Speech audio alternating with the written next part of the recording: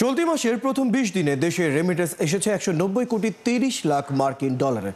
এই হিসেবে প্রতিদিন গড়ে দেশে এসেছে 9 কোটি 51 লাখ ডলার সমমান রেমিটেন্স।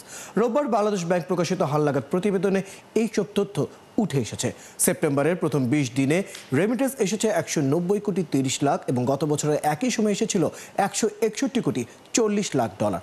বছর ব্যবধানে রেমিটেন্স প্রবাহ বেড়েছে 17.90%। চলতি অর্থ বছরের জুলাই থেকে 20 সেপ্টেম্বর পর্যন্ত দেশে এসেছে 680 কোটি 30 লাখ ডলারের রেমিটেন্স।